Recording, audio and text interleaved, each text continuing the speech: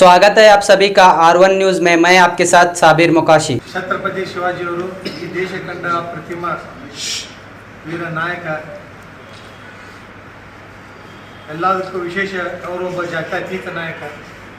ಅವರು ಎಂದೂ ತಮ್ಮ ರಾಜ್ಯದಲ್ಲಿ ಹಿಂದೂ ಮುಸ್ಲಿಂ ಜಾತಿ ಭೇದ ಮಾಡದೆ ತಮ್ಮ ರಾಜ್ಯವನ್ನು ನಡೆಸಿದವರು.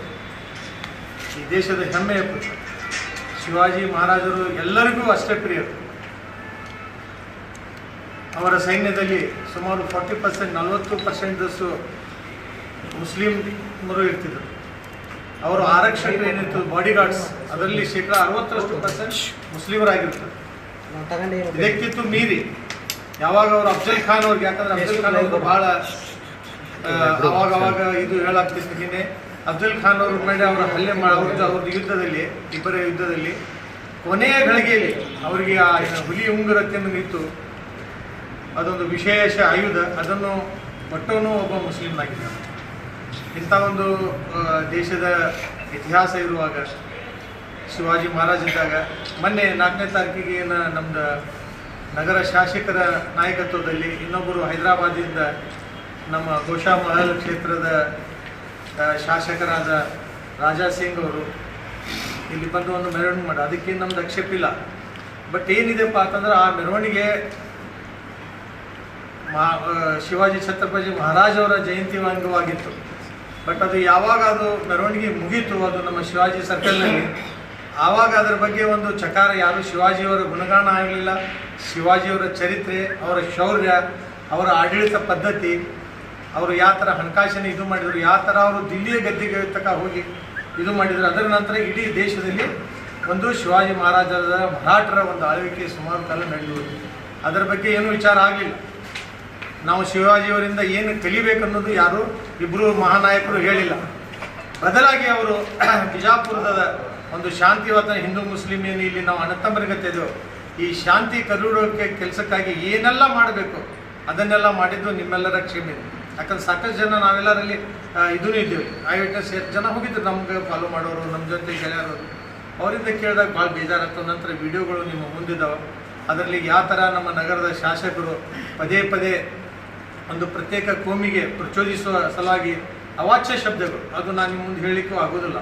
ಆ ಥರ ಅವರು ದೇಶದ ದ್ರೋಹಿಗಳು, ಅವ್ರಿಗೆ ಹಿಂಗೆ ಪಾಕಿಸ್ತಾನಕ್ಕೆ ಕಳಿಸ್ಬೇಕು, ಅದೇ ಹೇಳಿದ್ದೇ ಹಾಡ, ಬೇರೆ ಏನಿಲ್ಲ. ಇಂಥವೆಲ್ಲ ಕೆಲಸ ಮಾಡೋದರಿಂದ ಅವ್ರಿಗೆ ಮಾಡಲಿಕ್ಕೆ ಸಾಕಷ್ಟು ಕೆಲಸ ಇದೆ. ಅವರೊಬ್ಬ ಶಾಸಕರು, ಸತತವಾಗಿ 2-3ನೇ ಸಲ ಶಾಸಕರು. ಇಂಥ ಒಂದು ಶಾಸಕರಿಗೆ ಮಾಡಲಿಕ್ಕೆ ಈ ಬಿಜಾಪುರ ಐತಿಹಾಸಿಕ ಸ್ಥಳ, ಇಂಥ ಒಂದು ಐತಿಹಾಸಿಕ ಸ್ಥಳದಲ್ಲಿ ಅವರಿಗೆ ಮಾಡಲಿಕ್ಕೆ ಸಾಕಷ್ಟು ಕೆಲಸ. ಇದಕ್ಕೊಂದು ಐತಿಹಾಸಿಕ ನಮ್ಮದು ಒಂದು ಕಾಲದಲ್ಲಿ ಬಿಜಾಪುರ ನಗರ ಇಡೀ ಜಗತ್ತಿನ ಭೂಪಟದಲ್ಲಿ ಒಂದು ದೊಡ್ಡ ಇದು ನಗರವನ್ನಾಗಿತ್ತು. ಅದು ಇವತ್ತು ಯಾರೂ ಮಾತಾಡೋರಿಲ್ಲ. ಇಲ್ಲಿ ಐತಿಹಾಸಿಕ ಸ್ಥಳಗಳನ್ನು ಬೆಳೆಸಿ ಇಲ್ಲಿಯ ನಮ್ಮ ದೇಶದ ಪ್ರವಾಸೋದ್ಯಮನ ಬೆಳೆಸುವಲ್ಲಿ ಅವರು ಕೆಲಸ ಮಾಡಿದ್ರು ಅಂದರೆ ಬಹುಶಃ ಈ ನಗರದ ಜನರು ಅವರಿಗೆ ಅಮರವಾಗಿ ಮಾಡಿಸ್ತಿದ್ರು. ಆದರೆ ಅವ್ರು ಎಲ್ಲೋ ಒಂದು ಹಿಂದೂ ಮುಸ್ಲಿಂ ಡಿವೈಡ್ ಮಾಡ್ಲಿಕ್ಕೆ ಪ್ರಯತ್ನ ಮಾಡ್ತಾ ಇದ್ದಿದ್ದು, ಅದು ಅವ್ರಿಗೆ ಸಾಧ್ಯನೂ ಆಗೋಲ್ಲ. ಯಾಕಂದರೆ ಒಂದು ಬಿಜಾಪುರದ ಒಂದು ನೀವು ಇತಿಹಾಸ ತೆಗೆದು ನೋಡಿದ್ರೆ ದೇಶದಲ್ಲಿ, ಇಡೀ ದೇಶದಲ್ಲಿ ಗಲಭೆ ಆದರೂ ಬಿಜಾಪುರದಲ್ಲಿ ಆಗಿಲ್ಲ.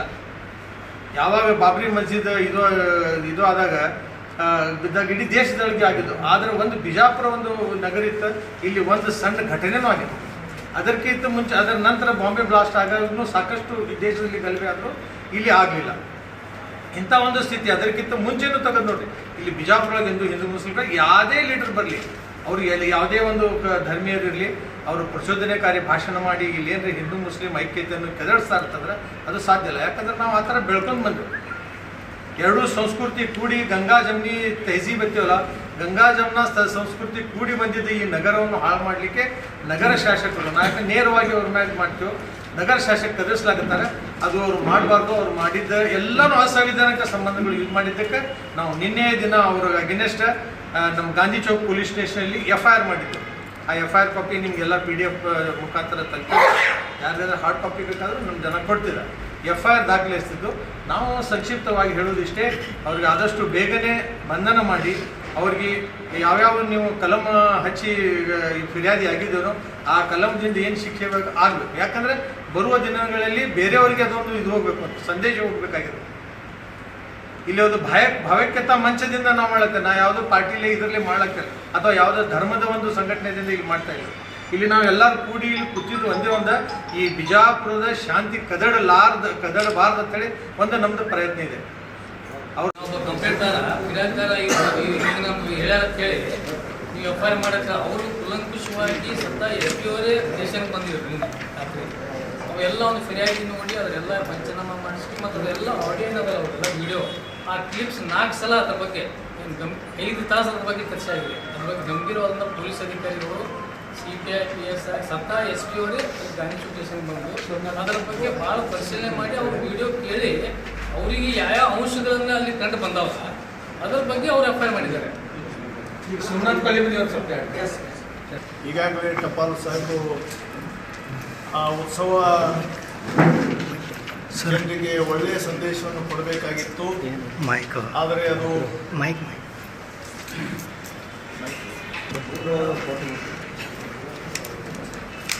ಒಬ್ಬ ಜಾತ್ಯತೀತ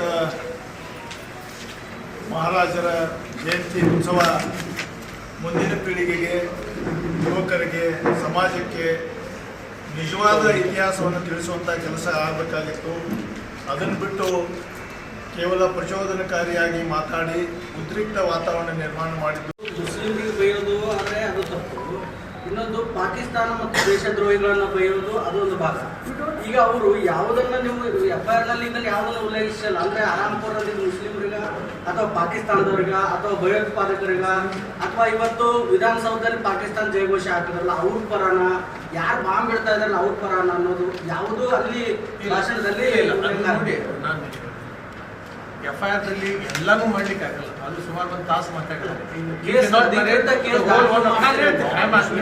ನೀವು ಹೇಳಿದ್ದೆ ಅಲ್ಲಿದ ನೀವು ಸಂದರ್ಭ ನೋಡಿದ್ರಲ್ಲ, ಅದು ಸಂದರ್ಭ ನೋಡಿದ್ರೆ ನಿಮಗೂ ಅನಿಸ್ತದೆ. ನಮ್ಗೆ ಹೆಂಗೆ ಅನ್ಸಲ್ಲ, ಇವರು ಮುಸ್ಲಿಂ ಅಲ್ಲಿ ಯಾವ್ದು ದೇಶದ್ರೋಹಿ ಬಂದಿದ್ರು ಸರ್, ಅಲ್ಲಿ ಯಾವ ಪಾಕಿಸ್ತಾನದವ್ರು ಬಂದಿದ್ದಾರೆ, ಯಾವ ದೇಶದ್ರೋಹಿ ನಮ್ಮ ನನ್ನ ಪ್ರಶ್ನೆ ಇರೋದು ಮಾತಾಡ್ತಾ ಇರ್ಬೇಕಾದ್ರೆ ಒಂದು ಸಮುದಾಯವನ್ನ ನಿರ್ದಿಷ್ಟವಾಗಿ ಟಾರ್ಗೆಟ್ ಮಾಡಿ ಮಾತಾಡಿದ್ರು ಅನ್ನೋದು ಬೇರೆ, ಅಥವಾ ಈ ದೇಶದ ದ್ರೋಹಿಗಳು ಭಯೋತ್ಪಾದಕರ ಬಗ್ಗೆ ಮಾತನಾಡಿರೋದು ಆ ಪದ ಬಳಸಿರೋದು ಬೇರೆ. ಅದು ಕನ್ಫ್ಯೂಸ್ ಆಗಬಾರ್ದು ಅಂತ ಬಹಳ ಸೂಕ್ಷ್ಮ ವಿಚಾರ ಇದು. ಸಮುದಾಯಕ್ಕೆ ಬೈತಾರೆ. ಆಮೇಲೆ ಅವರು ಭಯೋತ್ಪಾದಕರಿಗೆ ಏನಾದರೂ ಬೈದಿದ್ರೆ ಅದಕ್ಕೆ ನಮ್ದು ಬೆಂಬಲಿದೆ. ಅವರು ದೇಶದ್ರೋಹಿಗಳಿಗೆ ಬೈದಿದ್ರೆ, ಭಯೋತ್ಪಾದಕರಿಗೆ ಬೈದಿದ್ರೆ ಅವರು ಅದಕ್ಕೆ ನಮ್ದು ಬೆಂಬಲಿದೆ. ಮತ್ತು ಈಗಾಗಲೇ ಅದು ಮೊನ್ನೆ ನಡೆದ ಘಟನೆ ಬಗ್ಗೆ ಅರೆಸ್ಟ್ ಮಾಡಿದ್ದಾರೆ. ಅವ್ರಿಗೆ ಇನ್ನೂ ಗರಿಷ್ಠ ಮಟ್ಟದ ಶಿಕ್ಷೆ ಕೊಡಲಿಕ್ಕೂ ಕೂಡ ನಾವು ಒತ್ತಾಯ ಮಾಡ್ತೀವಿ. ಈಗ ಅವ್ರು ಬೈದಿರೋದು ಅದೇ ಉದ್ದೇಶಕ್ಕೆ ಅಥವಾ ಇಲ್ಲಿ ಮುಸ್ಲಿಮರು ಸಮುದಾಯ ಅದು ಏನಾಗಿದೆ ಅಂತ ಪೊಲೀಸ್ ಅಧಿಕಾರಿಗಳು